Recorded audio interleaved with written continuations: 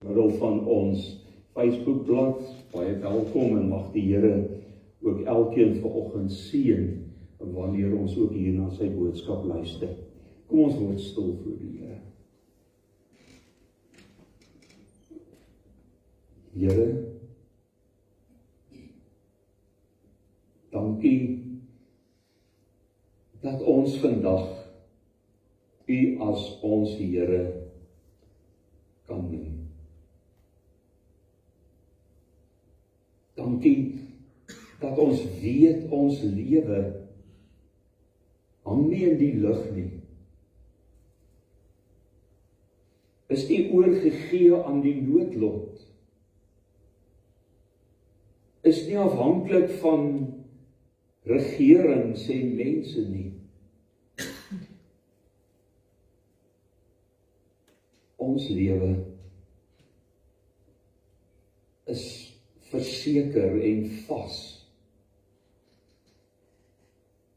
in 'n ewige Vader, skepper van hemel en aarde, hy wat alles onderhou, verseker in Jesus Christus, God se eniggebore seun, unieke seun, wat in ons plek kom sterf het. Verseker in die Heilige Gees,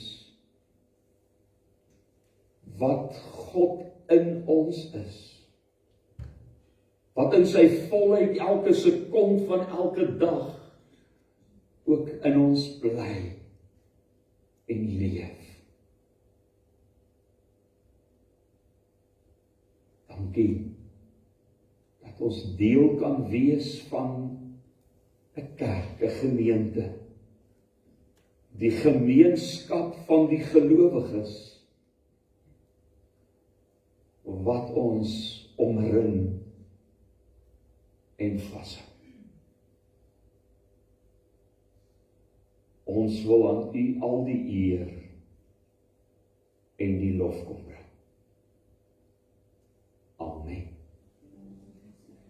Gemeente, ek groet U genade, barmhartigheid en vrede vir julle van God ons Vader en die Here Jesus Christus deur die kragtige werking van die Heilige Gees. Al soveel wat 'n mens vir die Here kan dankie sê.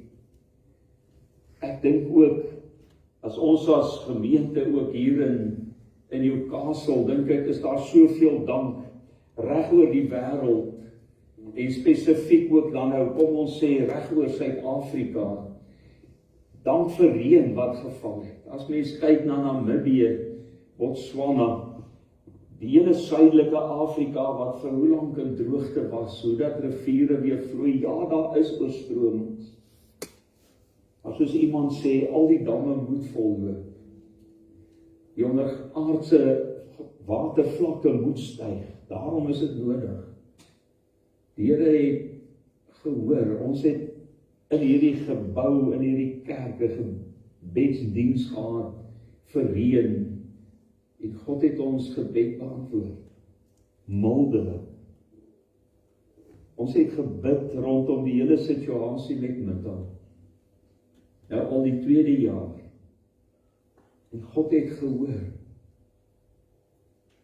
En daardie donker wolk of swaard is weg. Ek dink ons het baie rede. Die grootste rede is Paasnaweek wat kom. Dat hy vir ons wil vrymaak. So kom ons staan en dan aanbid ons die Here met nog so 3 liedere.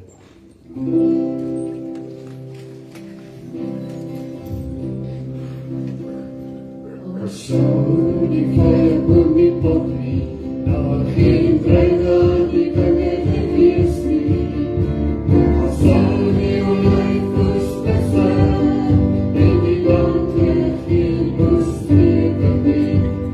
So dat die kan vir die kant die wees nie, die beste alles op die beste wees. Dat was eigenlijk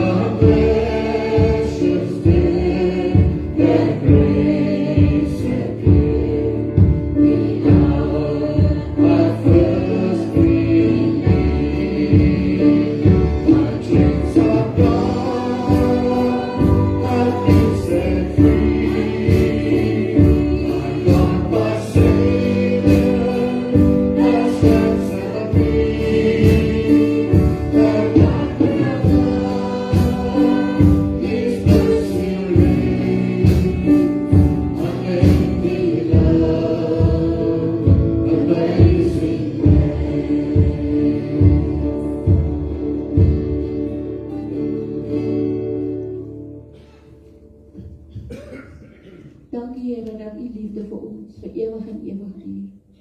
Dat al val ons nou deur ons sonde Here, U ons nie minder lief het nie, maar dat U altyd met ons is. Dankie Jesus vir U liefde, U genade, U gehoorsaamheid tot in die dood, om dit moontlik te maak vir ons Here, om voor die Vader se troon te kan verskyn.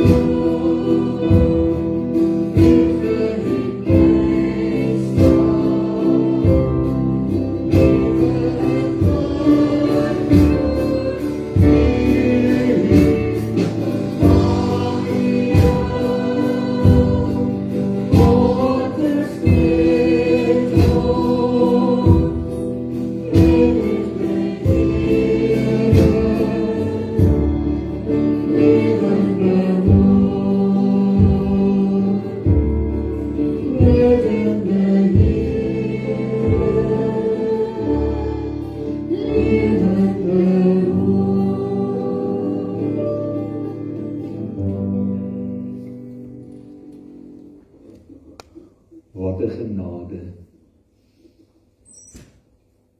om te kan weet,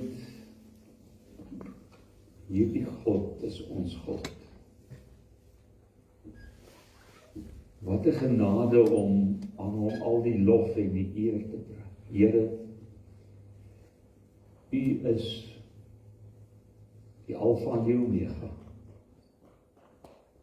U is die rots waarop ons bou. En in verbondenheid met U leef ons.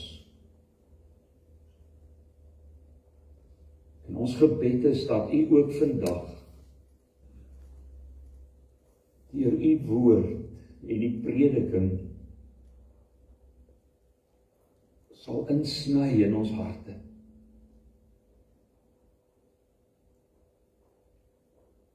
Here, laat die geestelike dowes en blindes vandag hoor en sien.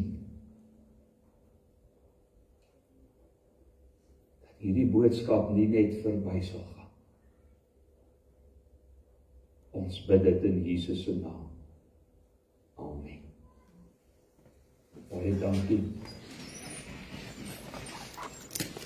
Ons tema vir oggend 2 is beter as 1.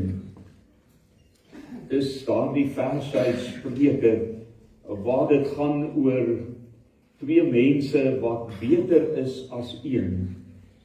En dan sluit dit daai teks af om te sê 'n 3-dubbele tou breek nie maklik nie. 2 is beter as 1. As 1 val, kan die ander hom ophelp.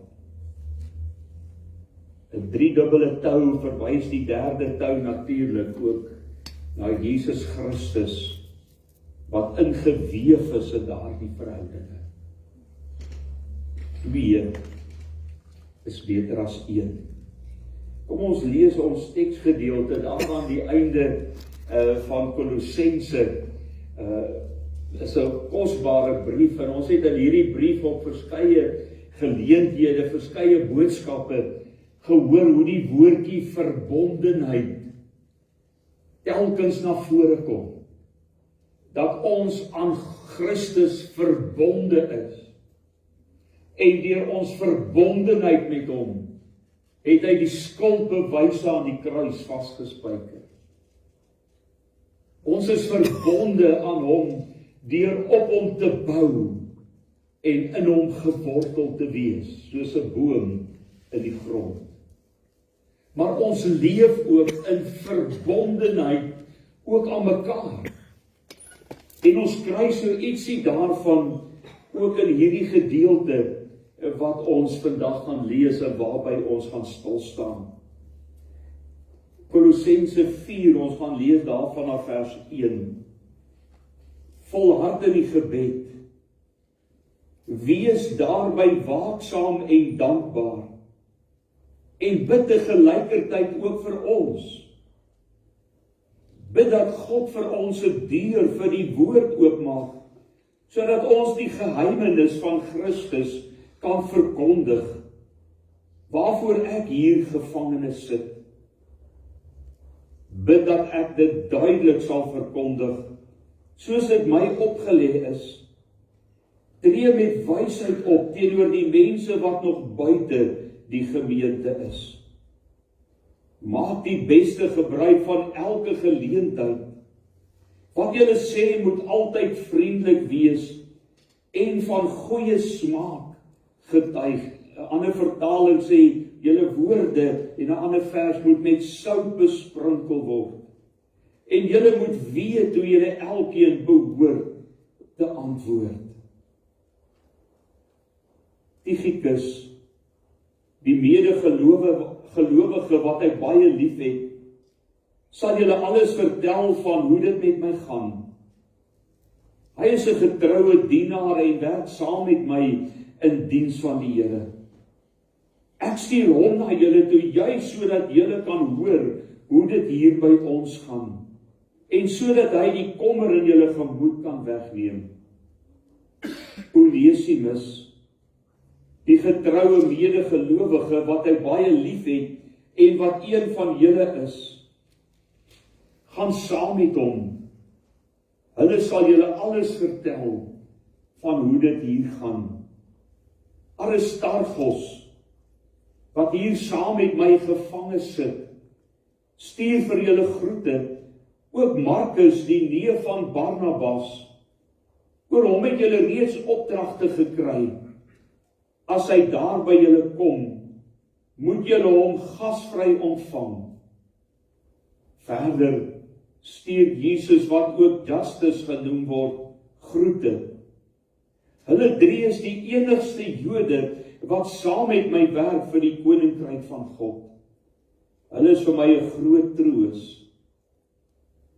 Epafras, wat een van julle is, stuur vir julle, een wat saam met julle, wat staan in diens van Christus Jesus. Hy stuur vir julle groete en bid altyd ernstig vir julle, dat julle staande mag bly, geestelik volwasse en in alles volkome gehoorsaam aan die wil van God. Ek kan van hom getuig, dat hy baie vir julle doen, as ook vir die gelowiges in Laodicea en Hierapolis. Lukas, die dokter wat hy baie lief het, en Demas stuur vir julle groete. Dra my groete oor aan die gelowiges in Laodicea en aan Nympha en die gemeente wat gereeld in haar huis by mekaar kom. Wanneer hierdie brief klaar by julle voorgelees is, moet julle reëlings tref dat dit ook in die gemeente van Laodicea voorgelees kan word. En die een wat van Laodicea af sal kom, moet ook by julle voorgelees word. En sê vir Agrippus, Gee jou aandag aan die taak wat jy in diens van die Here aanvaar het, sodat jy dit kan voltooi. Nou skryf ek met my eie hand, groete, Paulus. Dink aan my, waar ek hier gevange sit. Die genade sal by julle wees. Ek wil net graag iets sê oor vers 18. Nou skryf ek met my eie hand, groete, Paulus. Dis 'n algemene feit dat Paulus hier aan die einde van sy lewe blind geword het, of besig was om blind te word. Daarom is al die gevangenskapbriewe wat hy geskryf het terwyl hy in Rome was in huisarrest, is geskryf deur een van sy helpers, hierdie brief spesifiek deur Timoteus. So Paulus het gedikteer en Timoteus het neergeskryf. Maar om elke keer ook die egtheid van die brief te bevestig, kom hy met hierdie einde. Een van die ander briewe skryf hy, dan sê hy, hierdie woorde skryf ek Paulus in my eie groot letters. Soos iemand wat nie kan sien nie, dan word die skrif mos al hoe groter. En dit is wat ons ook hier kry, dat Paulus ook hierdie brief afsluit, eintlik net om te sê, hy kan nie meer skryf, hy kan nie meer sien, maar hy skryf dat hulle weet, dat dit van hom afkom. Vriende, hierdie brief aan die Kolossense is vir my persoonlik seker een van die mees kosbaarste briewe. Want saam met die brief ook die Filippense brief en dan nog 'n paar ander is geskryf onder verskriklike moeilike omstandighede, ook daar in Paulus se lewe. Hy het aan die einde gekom van sy bediening. Jy kan maar net indink, as jy daaraan dink, hoeveel wysheid het hierdie man gehad, hoeveel jaar van intense studie van die woord en deur sy prediking. Hy's 'n lopende ensiklopedie, 'n lopende Bybelkommentaar. Want nie net het hy as fariseer en skrifgeleerder aanvanklik 'n studie gemaak van die Ou Testament nie, maar God het sy lewe omgekeer en met daar dieselfde ywer het hy begin om as sendeling die boodskap te verkondig. In hierdie omstandighede, nie net van sy ouderdom dat die kragte minder word sy oë al hoe slegter en kan hy nie meer skryf nie en is sy bediening al hoe meer moeiliker vir hom en moeisaam. Maar by dit alles is hy onder huisarrest. Hy is 'n gevangene in Rome. Maar gelukkig is hy nie in 'n tronk nie, maar is hy in 'n huis waaruit hy glad nie mag beweeg nie. Hy is 24 uur 'n dag vasgeketting aan 'n soldaat, deel van die keiserlike wag. Kan jy jou indink om 24 uur 'n dag aan iemand vasgebind te wees met boeye of in daai tyd toue? Dis die lewe wat Paulus vir 2 jaar gehad het daar in Rome, waarna hy later veroordeel is en ook die martelaarsdood gesterf het. Maar in hierdie tyd, die moeilikste tyd in sy lewe, kom skryf hy hierdie gevangenskapbriewe. En die woorde wat ek so baie keer in die preek al genoem het en in my oggendboodskapies elke dag, daardie woord van verbondenheid. As daar iemand is wat weet, wat is dit om in verbondenheid met God te leef, dan is dit Paulus. En dit is juis hierdie intieme, persoonlike verhouding tussen hom en God, wat hom die krag gee, om in gevangenskap dit te skrywe, wat hy skrywe. Hy weet wat dit is, om 'n huis te wees wat gebou is, op 'n rots, op 'n fondasie. Hy is 'n voorbeeld van iemand wat gewortel is, wie se wortels diep ingegroei is in die grond en ingegroei is in Christus Jesus. Gewortel in hom. Kolossense hoofstuk 2. Paulus, 'n gewone mens, wat op 'n stadium ook uitroep, ek ellendige mens, wie kan my van hierdie doodsbestaan van sonde kom verlos? Dank God, hy doen dit. Deur Christus Jesus. Nou sluit hy sy brief af. En soos in alle briewe wat geskryf word, is die laaste gedeelte altyd groete of 'n paar belangrike dinge. Julle weet dit, o ja, onthou om die honde kos te gee, en onthou daar die sleutel het ek daar weggeberg as jy in die huis inkom. Al die laaste dinge wat jy wil sê, voordat jy vergeet wat jy vir die ander persoon wil oordra. Nou kom skryf hy hier 'n paar baie belangrike dinge. Hy begin daar in hoofstuk 4 vers 2, volhard in gebed. Volhard in gebed. Bid sonder ophou. Bid aanhoudend. Wees waaksaam. 'n ander vertaling sê, wees gedissiplineerd in jou gebedslewe.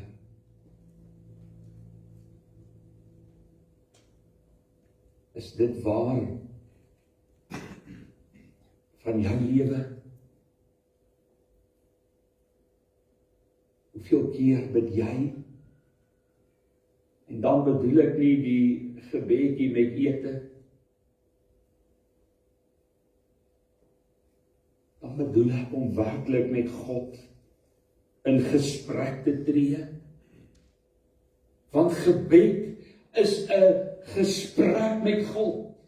Iemand het eendag my gevra, "Dominee, maar ek kan nie bid nie." Dan sê ek, "Kan jy met jou vrou gesels?" "Ja, baie maklik." "Kan jy met jou kinders gesels?" "Ja, baie maklik." Sê ek, "Maar dan kan jy met God ook gesels."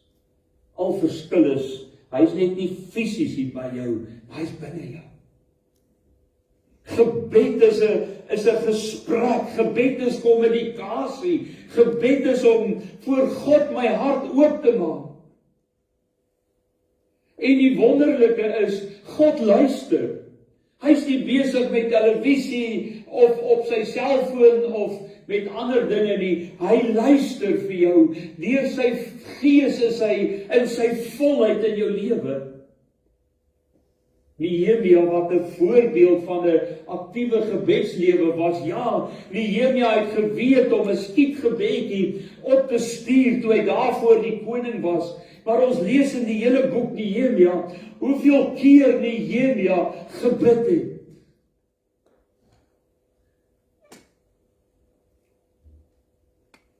Aktiewe, gedissiplineerde gebedslewe. Gebed is om met God te praat, daar in my binnekamer, en as ek met hom praat, dan antwoord hy deur sy woord en sy gees wat binne my is. Daarom word daar die binnekamer 'n gesprek. Ja, partykeer net om stil te sit, net om te luister, net om te fokus op die Here, maar gewoonlik is dit 'n dinamiese gesprek tussen God en my. En hy luister. Ons probleem is tweeledig in gebed. Ons gebruik gebed soos 'n spaarwiel. As ek in 'n krisis sit, is seker die ergste geluid as jy ry. En jy hoor skielik hier's 'n snaakse geluid in jou kar. En jy besef, dis 'n paband. God is nie net 'n spaarwiel om uit te haal en in die band te vervang nie, want dis wat ons doen. As ons krisis het, dan roep ons uit, Here, U moet help. As dit droog is, dan kom ons by mekaar en ons bid en sê, Here, U moet die reën stuur. As daar 'n krisis is by die werk wat wil toemaak, dan bid ons, Here, U moet help, U moet hierdie dorp aanraak. En as hy antwoord, dan is ons gebed stil. As ek daar in 'n dokter se spreekkamer sit en hy sê ek het slegte nuus vir jou. Dis kanker. Dan bid ons.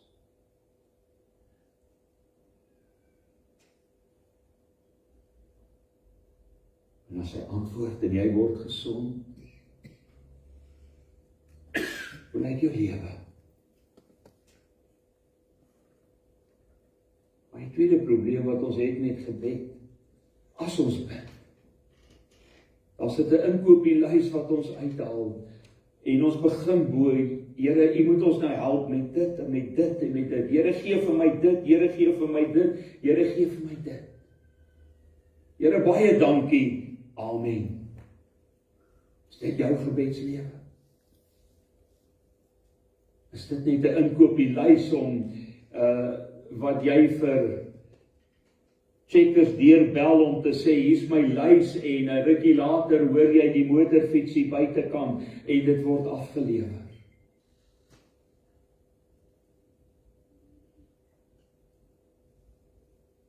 Gebed is om in verwondering voor God te staan, om hom te aanbid. En wanneer ek in sy teenwoordigheid is en hom aanbid, dan kan ek nie anders as om bewus te word van my eie sonde, en dan om my sonde te bely en te sê, Here, in U heiligheid is ek bewus ook van my onheilige. Daarom bely ek dit. Gebed is om te kan terugkyk en te kan sê, Here, dankie vir gister, en dankie vir eergister, en dankie vir dit wat U in my lewe in plek geval het, laat val het. Gebed is om voorbidding te doen. Verander. Here, ek bid vir U kerk. Ek bid vir ons gemeente. Ek bid vir ons jong mense. Ek bid vir daardie en daardie wat siek is. En in die laaste plek is gebed 'n geleentheid om jou eie behoeftes voor God te gee. Paulus sluit aan daarby. Hy sê hy beklemtoon ook die dankbaarheid as 'n noodsaaklike deel van gebed. Dankbaarheid vir wat hy gedoen het. Maar gebed is ook, skrywe Paulus hier, is om te bid vir die verkondiging van die evangelie, dat die evangelie uitgedra word. Paulus sê, bid ook vir my, dat ek kan sterk staan, dat ek standvastig kan wees. Bid jy nog elke dag vir God se koninkryk? Die onsse Vader leer ons, laat U koninkryk kom in mense se lewens.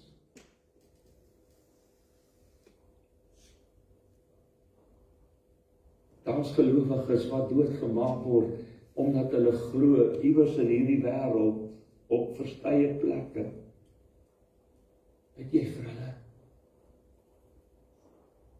Bid jy vir die regering met al sy verkeerd en korrupsie en dinge wat nie reg loop nie? Bid jy dat daardie mense se harte sal verander en hulle by Christus sal uitkom?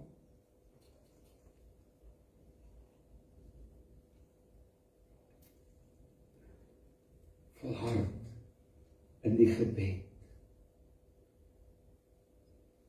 Die tweede gaan oor Christelike getuienis. Paulus spoor die gelowiges aan om met wysheid teenoor buitestanders, daar in vers 5 en 6, om met buitestanders op te tree, met wysheid. Ons lewens en ons woorde moet 'n getuienis wees van Christus. Vriende, kan mense Jesus in jou lewe raak sien? Kan mense in jou woorde dit raak sien? Ons kan so maklik sê, ek kan sê wat ek wil. Mag 'n Christen dit ooit sê? Nee. Ek kry 'n ongelooflike gedeelte in die week. Dis in Engels. Be sure to taste your words before you spit them out.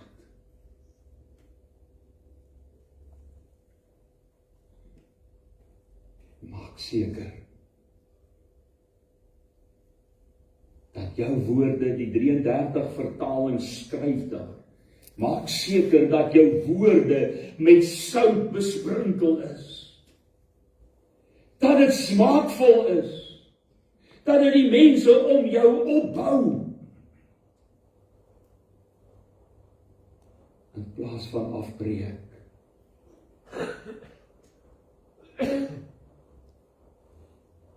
Ons kan so maklik deur ons woorde 'n streep trek deur ons hele getuienis, deur ons hele geestelike lewe.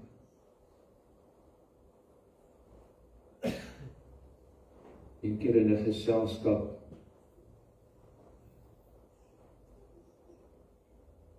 praat iemand oor die ander rasse en gebruik daardie vieslike woorde. En ek sê vir hom, as jy daardie woord gebruik, dan sê jy vandag dat my kleinkind is ook een.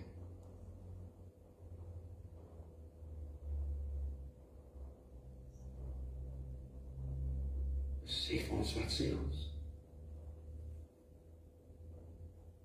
Ja, maar mens kan dit niets anders noem nie.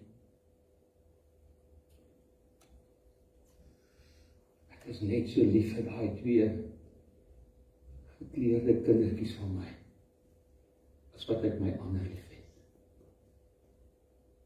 Dis die lekkerste as daardie mondjie sy oupa vasgryp en soen op die mond.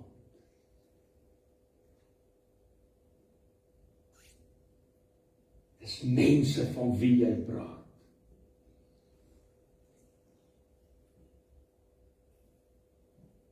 Hoe ek jou woorde.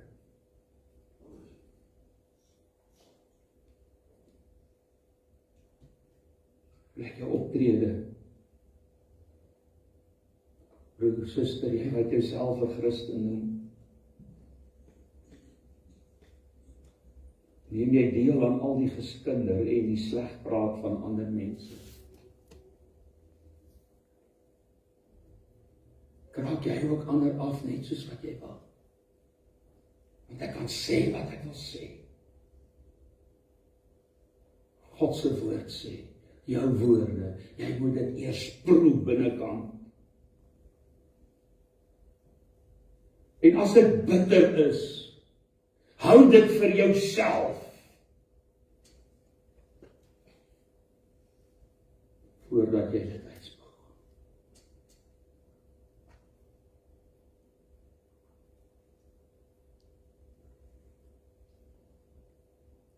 Kyk hoe jy optree in die wêreld.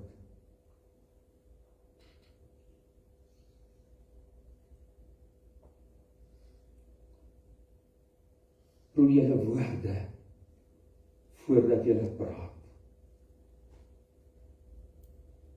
As jy wil praat, praat eerder en deel jou getuienis. As jy wil praat, bou eerder iemand op met jou woorde. Praat eerder goed van iemand as om af te breek. Hy sê jy moet altyd gereed wees om 'n antwoord te gee aan diegene wat vra oor jou geloof. As jy 'n lopende getuie is vir Jesus wat dit uitleef en wat dit op die ou einde uitspreek, dan gaan mense na jou toe kom en sê, oom Tannie, broer, suster, Piet, Sannie, deel dit met my. Ek wil dit ook hê wat jy het.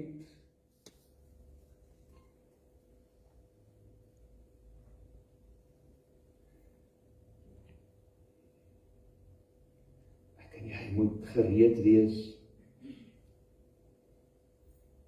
elke oomblik.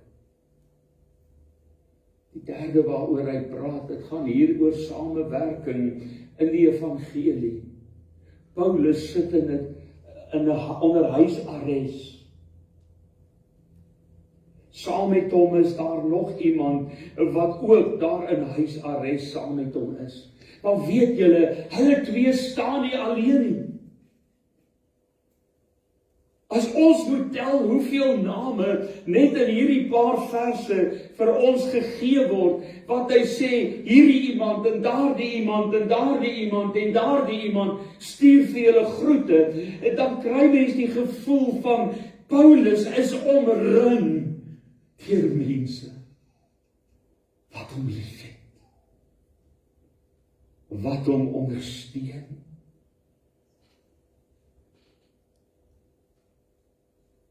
Paulus staan nie alleen nie.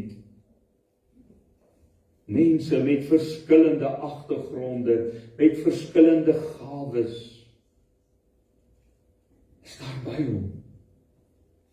Sy geestelike seun, Timoteus, is die skrywer. Wanneer Paulus dikteer. Ek is seker, Lukas die dokter, wat die evangelie geskryf het en Handelinge geskryf het, 'n mediese dokter, maar ook iemand wat 'n studie maak van geskiedenis. Dit lees ons in Handelinge en in Lukas. Ek is seker hy het omgesien ook na die fisiese, die gesondheid. Mense wat saam met Paulus kom bid. Wat saam met Paulus gaan intree vir die gemeentes waar hulle hoor van dinge wat dalk swaar gaan, dan tree hulle in vir daardie gemeentes.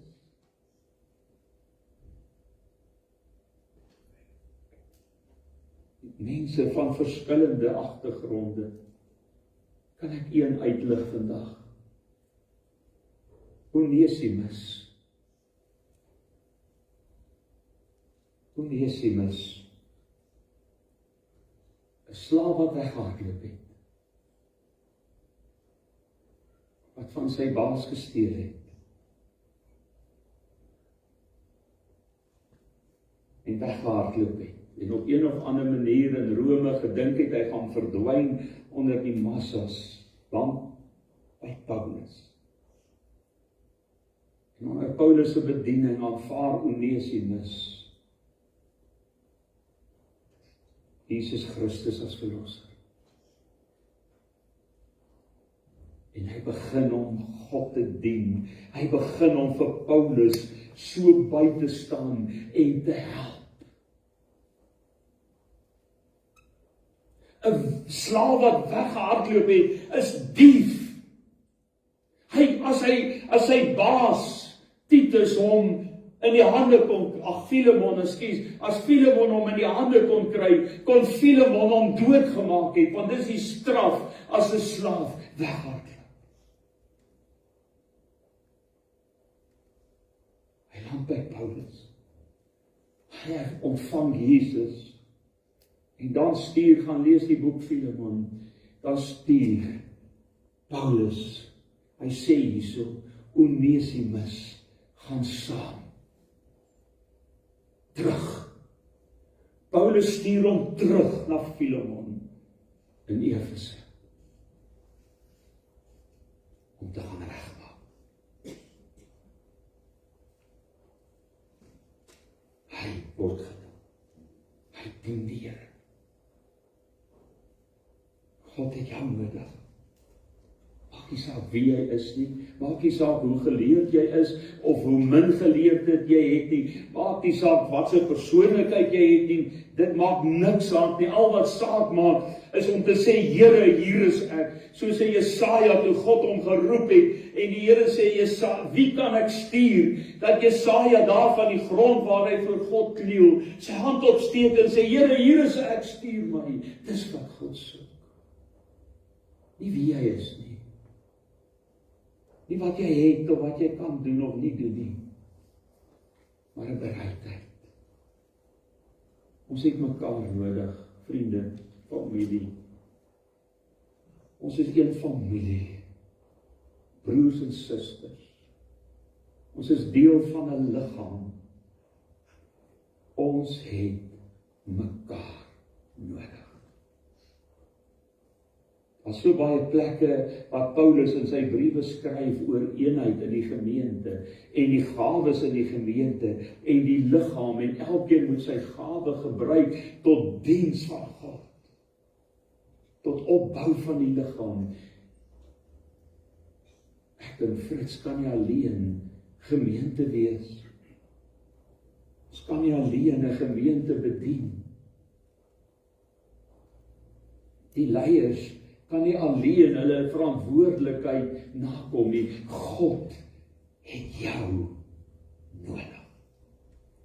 Ons het jou nodig. Ek het jou nodig. As liggaam.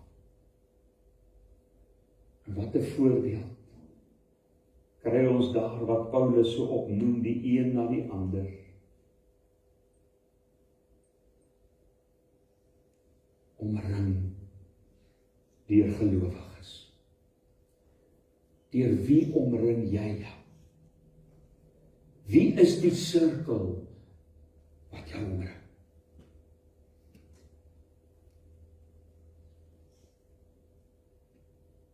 Hy sluit af met sy laaste groete en opdragte aan die gemeente. Hy het 'n spesiale woord aan Agrippus.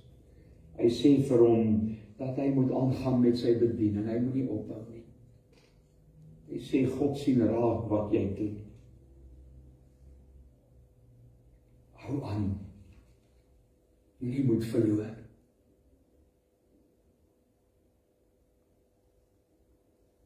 Hierdie laaste verse van Kolossense herinner jou en my seker aan die 3 belangrikste aspekte van 'n Christen se lewe. Volhard in die gebed.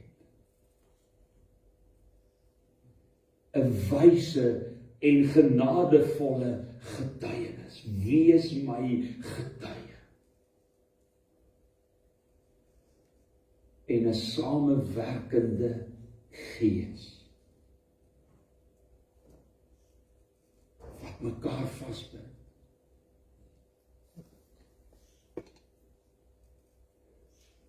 Met 'n beeld afsluit. Een van die grootste geheime van 'n scrum in rugby is hoe dat daardie 8-tal gebind is. En vir elke posisie is daar 'n spesifieke manier waarop jy moet bid. En hoe stewiger daardie skram, daardie 8 persone gebind is,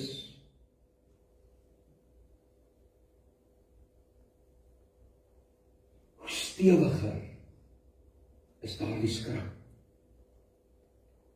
En kan hulle die ander, die opponente wegstoot. Dit is een van ons sterkpunte in ons SA rugby.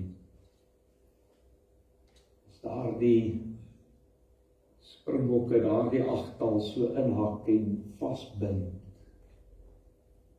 dan loop hulle. En daardie skrams, die wat kan terugdink het van die belangrikste wedstryde tydens die wêreldbeker laat wen. Gevolg van 'n skram wat 'n strafskop afgestaan, wat verwerf het. Ons het mekaar nodig. Ons moet gebind wees. Vasgebind. En kan ek vir jou sê, niks mag ons toelaat om ons greep te laat gaan nie. Kan ek maar weer die rugby gebruik, nou kom die afrigting idee in my. Het julle al gesien by 'n afskop? As die een persoon die ander een optel om die bal daarbo te kry. Ek weet nie hoe dit reg kry. Hoe dat hulle daardie persoon hou, en ek het al gesien hoe dat daardie persoon agteroor val. Maar sy maat los hom nie, want hy kan sy nek breek.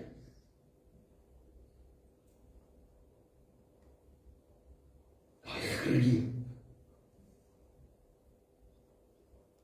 Los net nie. Ons moet mekaar vashou.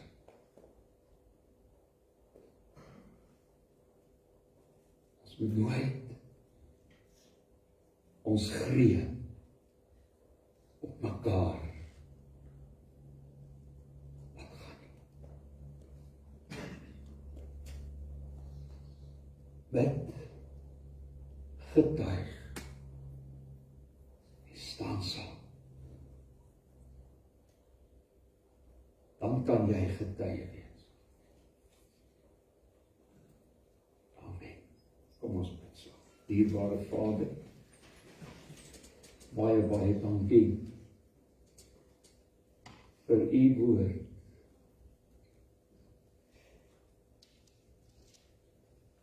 Dankie dat u ons as u kinders nie in duister los.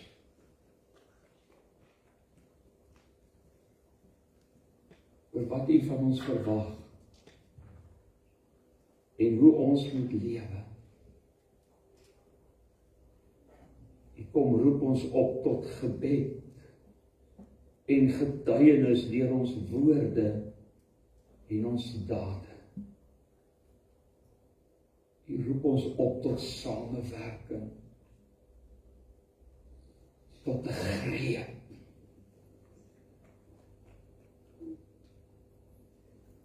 Daardie 3 woorde met die Gees: gebed, getuienis,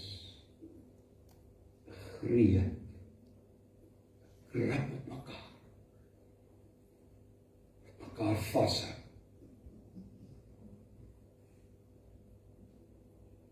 Dis wat ek bid vir hierdie gemeente. Dis wat ek smeek vir elkeen wat hier sit vandag en elkeen wat na hierdie boodskap luister. Ons bid dit in Jesus se naam. Amen. Ons sluit af met ons laaste.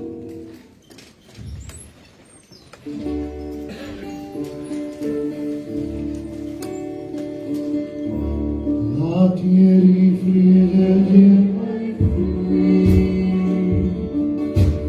Laat ons water van die liefde bid. Laat ek het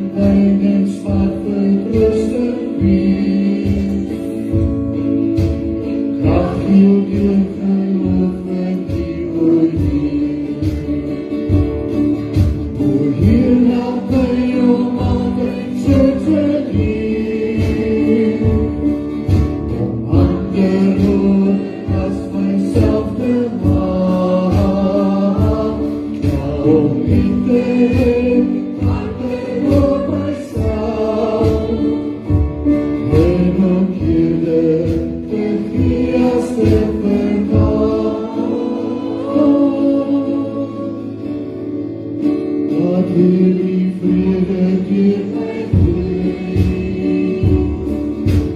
Laat ek ook weer waar dat my wil is. Wil die lig en duisternis versprei. Waar ek vreugde altyd uit my straal. O Here, my om altyd so te lief. Ander as myself bepaal. O liefde, ander myself. En ongewe, die as met my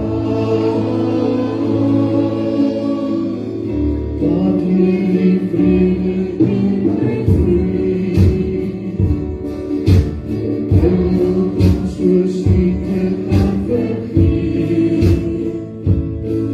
Laat my bereid om aan myself bestaan. Aan die al meer in my kan sien.